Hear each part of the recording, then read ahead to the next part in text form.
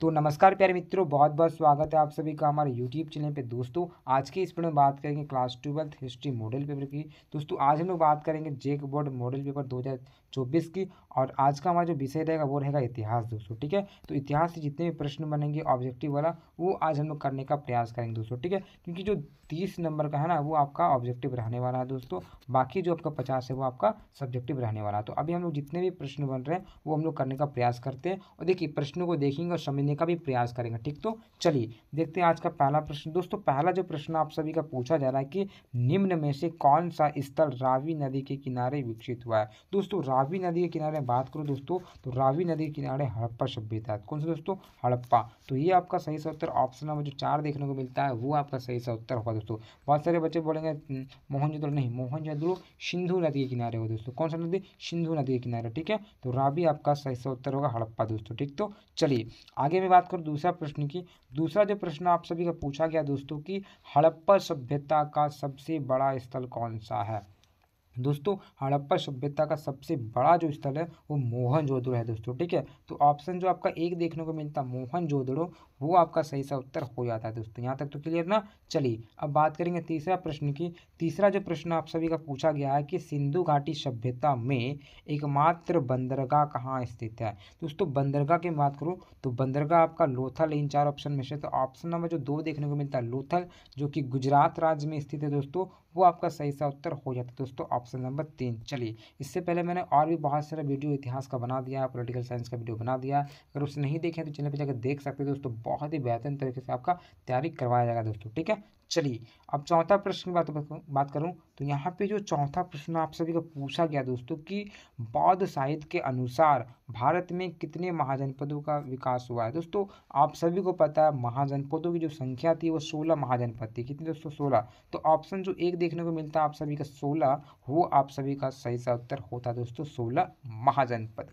चलिए पांचवा प्रश्न देखो दोस्तों। यहाँ पे जो पांचवा प्रश्न आप सभी का पूछा गया है कि दक्षिण भारत में स्थित भारत का एकमात्र महाजनपद कौन सा। तो 16 महाजनपद में से जो दक्षिण में स्थित है वो यहाँ पे पूछा गया है। तो दक्षिण में एकमात्र जो जनपद रहा है वो रहा है दोस्तों अस्मक, ठीक है। तो ऑप्शन जो 3 आप लोग को देखने को मिलता है दोस्तों अस्मक, वो आपका सही सा उत्तर हो जाता है दोस्तों। क्लियर? तो चलिए अब बात करते हैं छठा प्रश्न की। छठा जो प्रश्न पूछा गया कि अशोक के अभिलेख को सर्वप्रथम किसने पढ़ा।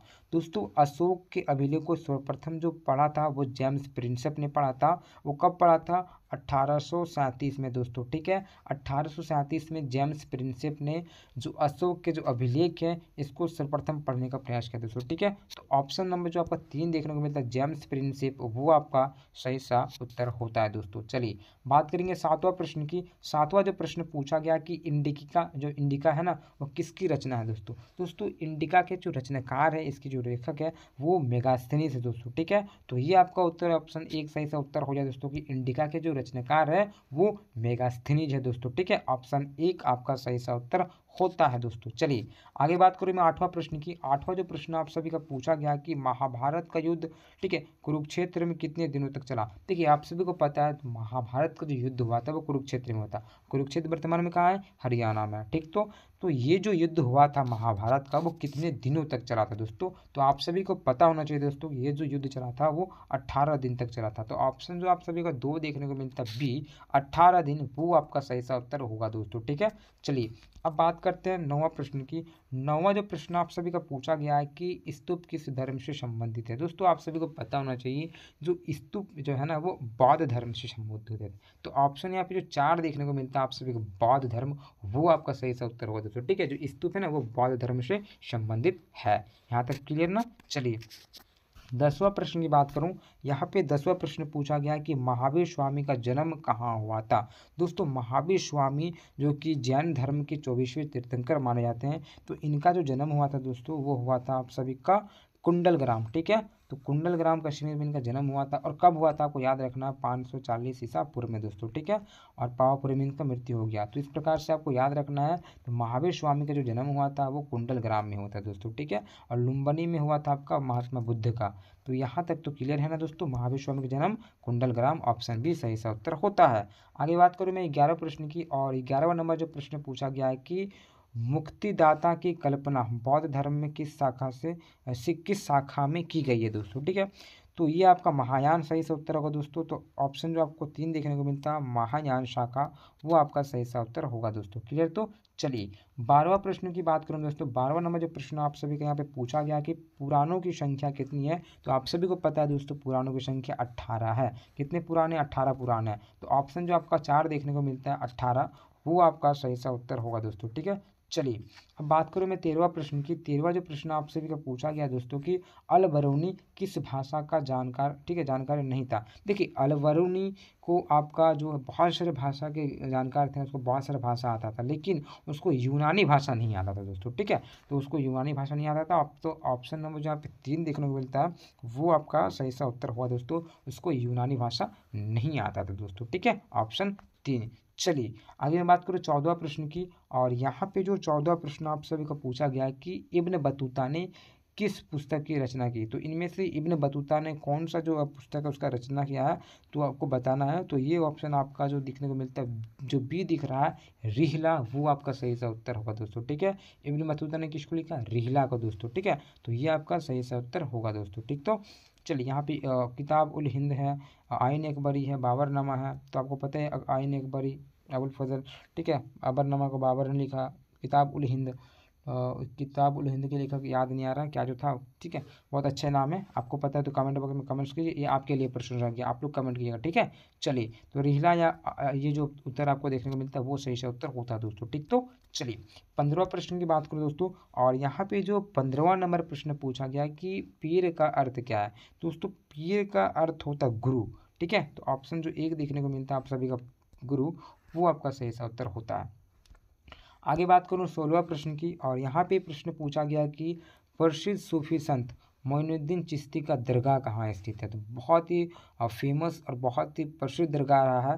तो आपको बताना है कि जो मोइनुद्दीन चिश्ती का दरगाह है वो कहाँ स्थित है दोस्तों। ठीक है, तो इसका करेक्ट आंसर ऑप्शन जो आपका 3 दिख रहा है अजमेर, वो आपका सही सा उत्तर होगा दोस्तों। ठीक है, मोइनुद्दीन चिश्ती का जो दरगाह है वो आपका अजमेर में है दोस्तों। ठीक है, तो ऑप्शन 3 आपका सही सा उत्तर हो जाएगा दोस्तों। चलिए अब बात करते हैं अगला प्रश्न की। और यहाँ पे जो प्रश्न पूछा गया कि अलवार संप्रदाय के लोग किस देवता की उपासना करते थे। ठीक है, तो आपको पता है अलवार और नैनार दो यहाँ पे हैं। तो जो अलवार लोग हैं उसकी वो किसकी पूजा किया करते थे। तो अलवार लोग हैं ना दोस्तों, वो विष्णु की पूजा किया करते थे। ठीक है, तो विष्णु आपका सही सा उत्तर होगा दोस्तों। ठीक है, और नैनार लोग शिव की पूजा किया करते थे।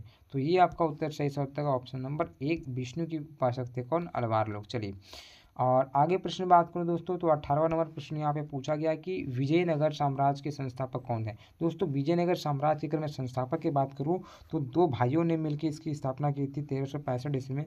तो ये हरिहर और बुक्का, ठीक है, हरिहर और बुक्का नामक 2 भाइयों ने इसकी स्थापना की थी दोस्तों। तो आपको पता होना चाहिए, ऑप्शन 3 आपका सही सा उत्तर होता है दोस्तों। चलिए आगे मैं बात करूँ 19वां प्रश्न की। और 19वां प्रश्न पूछा गया कि तेलुगु साहित्य, ठीक है, अमुक्त माल्यद की रचना किसने की। तो इसके जो रचनाकार है दोस्तों, इसका जो रचना किया था वो क्या है दोस्तों? कृष्णदेव राय ने दोस्तों। ठीक है, तो कृष्णदेव राय आपका ये सही सा उत्तर होता है दोस्तों। ठीक है, चलिए ये आपको याद रखना है, परीक्षा में पूछ ले सकता है। तो अमुक्त माल्यद के रचनाकार कौन है? कृष्णदेव राय, ऑप्शन 2 सही सा उत्तर होता है। अगला मैं बात करूँ दोस्तों 20वां प्रश्न की। और यहाँ पे 20वां जब प्रश्न पूछा गया है कि अकबरनामा का रचनाकार ठीक है कौन है, या तो अकबरनामा किसने लिखा है। तो दोस्तों अकबरनामा के जो रचनाकार है उनका नाम होता है अबुल फजल। तो ये आपका सही से उत्तर दोस्तों हो जाता है ऑप्शन नंबर डी। तो यहाँ तक हो गया हमारा 20 प्रश्न। आप देखेंगे 21वां प्रश्न। उससे पहले जितने भी छात्र छात्राएं हमारे चैनल पर न्यू हैं, चैनल को सब्सक्राइब करना दोस्तों। ठीक है, क्योंकि इसी प्रकार से कक्षा 12वीं से किसी प्रकार की समस्या हो तो आप कमेंट कीजिए। और तैयारी बहुत ही बेहतरीन प्रकार से हमारे चैनल के माध्यम से करवाई जाएगी। और पिछले 2-3 वर्षों से हमारे चैनल के माध्यम से करवाया जा रहा है दोस्तों। ठीक है, कोरोना काल से ही तो बहुत अच्छा प्रदर्शन रहा चैनल का। ठीक है, चलिए अब बात करते हैं 21वां प्रश्न की। और 21वां नंबर जो प्रश्न आप सभी का पूछा जा रहा है कि संथाल विद्रोह कब हुआ था। तो आप सभी को पता ही तो दोस्तों, संथाल विद्रोह जो कि हमारा झारखंड में हुआ था वो 1855-56 में हुआ था। तो ऑप्शन जो 1 आपको देखने को मिलता है 1855, वो सही सा उत्तर होगा दोस्तों। सिद्धू कानू के नेतृत्व में हुआ था। तो 1855 आपका सही सा उत्तर होगा दोस्तों। ठीक है, सिद्धू कानू। चलिए यहाँ तक तो क्लियर है ना। आगे देखेंगे 22वां प्रश्न की। देखिए 22वां जो प्रश्न आप सभी का पूछा जा रहा है कि दामीन एक हो क्या है दोस्तों। दामीन एक हो एक प्रकार से भूमि है, संथालों की भूमि है, जो कि वो अंग्रेज ने किया था। ठीक है, तो ये आपका सही सा उत्तर है कि यहाँ पे जो ऑप्शन दिया हुआ है कि उपाधि, जागीर, भूमि है, कुछ नहीं, तो ये संथालों की भूमि थी दोस्तों। ठीक है, तो ये आपका जंगलों की भूमि था, तो ऑप्शन 3 सही से उत्तर होगा। आगे बात करूँ मैं दोस्तों 23वां प्रश्न की, और 23वां जो प्रश्न यहाँ पे पूछा गया कि सन 1793 में जब स्थायी बंदोबस्त लागू हुआ था तो उस समय बंगाल में गवर्नर कौन थे। दोस्तों सन 1793 में जो बंगाल के गवर्नर थे वो लॉर्ड कॉर्नवालिस थे। तो ऑप्शन तो यहाँ पे जो आपको 2 देखने को मिलता है, 23 का 2, वो आपका सही सा उत्तर होगा दोस्तों, लॉर्ड कॉर्नवालिस। ठीक है, तो आपको याद रखना है लॉर्ड कॉर्नवालिस, ये जो थे ना इस समय के गवर्नर जनरल थे। चलिए आगे मैं बात करूँ दोस्तों 24वां प्रश्न की, और यहाँ पे जो 24वां प्रश्न आप सभी का पूछा गया है, सन 1857 का विद्रोह का प्रारंभ कहाँ से हुआ था। तो दोस्तों आप सभी को पता है ये जो हुआ था वो मेरठ से हुआ था दोस्तों। ठीक है, तो मेरठ आपका सही सा उत्तर ऑप्शन नंबर 2 हो जाता है दोस्तों। ठीक है, 1857 की क्रांति मेरठ से प्रारंभ हुई थी, तो ये आपका सही सा उत्तर ऑप्शन नंबर 2 होता है। आगे बात करो दोस्तों 25वां प्रश्न की, और यहाँ पे 25वां प्रश्न पूछा गया है कि सहायक संधि व्यवस्था को किसने आरंभ किया। दोस्तों सहायक संधि व्यवस्था को जो आरंभ किया था वो वेलेजली के समय काल में हुआ था, तो वेलेजली के समय हुआ था। तो ऑप्शन जो आपको एक देखने को मिलता है वेलेजली, वो आपका सही सा उत्तर होगा दोस्तों। ठीक है, तो ये आपका ऑप्शन नंबर 1 उत्तर हो जाता है दोस्तों। क्लियर ना।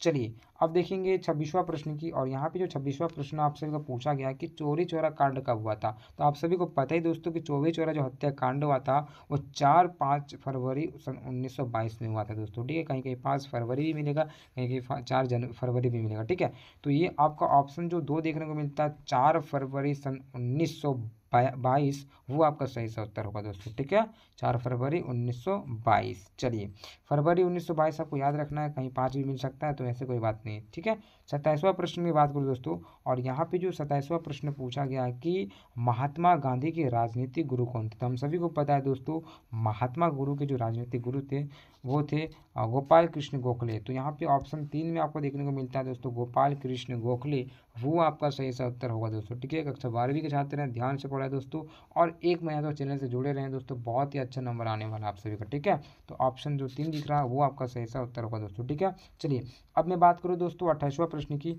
और यहाँ पे जो 28वां नंबर प्रश्न आप सभी का पूछा गया है कि भारतीय संविधान सभा के स्थायी अध्यक्ष कौन नियुक्त किए। दोस्तों भारतीय संविधान सभा के जो स्थायी अध्यक्ष है ना वो थे डॉक्टर राजेंद्र प्रसाद। तो ऑप्शन जो 1 दिख रहा है आपका डॉक्टर राजेंद्र प्रसाद, वो आपका सही सा उत्तर हो जाता है दोस्तों। ठीक है, चलिए अब बात करते हैं दोस्तों अगला प्रश्न की, और यहाँ पे जो प्रश्न आप सभी का पूछा गया है कि भारतीय संविधान कब लागू हुआ। दोस्तों हमारे जो संविधान है, जो कॉन्स्टिट्यूशन है, वो कब लागू किया गया था। तो आप सभी को पता है जो हमारा संविधान लागू किया गया था वो 26 जनवरी 1950 को लागू किया गया था दोस्तों। ठीक है, तो ऑप्शन जो आपका 4 देखने को मिलता है 26 जनवरी 1950, वो आपका सही सा उत्तर होगा दोस्तों। ठीक है, देखिए 26 नवंबर 1949 को ये तैयार हो गया था, लेकिन इसको जो लागू किया गया था वो 26 जनवरी 1950 को किया गया दोस्तों। ठीक है, तो ऑप्शन 4 सही सा उत्तर होगा दोस्तों। ठीक है, अब मैं बात करूँ दोस्तों 30वां प्रश्न की, और यहाँ पे जो प्रश्न आप सभी का पूछा गया है कि संविधान के निर्माण में कितना समय लगा। दोस्तों हमारे जो संविधान जो कॉन्स्टिट्यूशन इसको बनने में कुल कितना समय लगा, तो आप सभी को पता होना चाहिए दोस्तों इसको बनने में 2 वर्ष 11 माह और 18 दिन लगा दोस्तों। ठीक है, तो सही उत्तर ऑप्शन नंबर जो 2 देखने को मिलता है आप सभी का 2 वर्ष 11 माह 18 दिन, ये आपका सही सा उत्तर होगा दोस्तों ऑप्शन नंबर 2। तो इसी प्रकार से 1 से लेकर 30 का तो प्रश्न हो गया। इसके बाद जो आपका वीडियो आएगा दोस्तों वो आपका वो सब्जेक्टिव बना रहेगा। ठीक है, तो जितने भी प्रश्न बनेंगे इसके लिए फटाफट कमेंट कीजिए कि मैं बनाऊं तो बहुत अच्छी प्रकार से मैं उसको एक्सप्लेन करके समझाने का प्रयास करूंगा दोस्तों। ठीक है, तो इसी प्रकार से मैं वीडियो बनाऊंगा ही दोस्तों आप सभी के लिए, चाहे वो सब्जेक्टिव हो ऑब्जेक्टिव हो, जो भी मॉडल पेपर आए ना आए, मैं इसके अलावा बहुत सारा वीडियो मैंने बना रखा है आप सभी के लिए क्वेश्चन बैंक के माध्यम से। ठीक है, चैप्टर वाइज करवा कर रखा है, आप एक एक वीडियो देख सकते हैं हर एक चैप्टर का। तो आप चैनल के प्ले लिस्ट में जाइए, प्ले लिस्ट में आपको सारा वीडियो मिल जाएगा दोस्तों। ठीक है, किसी प्रकार कोई समस्या हो तो प्यारा से कमेंट कीजिए। मेरा इंस्टाग्राम लिंक है दोस्तों, वहाँ पे कुछ मैसेज कर सकते हो, तो दोनों का मैं डाल दूंगा। साथ ही साथ आप मेरे टेलीग्राम चैनल को ज्वाइन कर सकते हो दोस्तों। ठीक है, दोनों का लिंक वहाँ पे रहेगा दोस्तों। ठीक है, तो इसी प्रकार से हम लोग अच्छे से पढ़िए दोस्तों। दूसरे वीडियो में मिलता है। जय हिंद, जय भारत।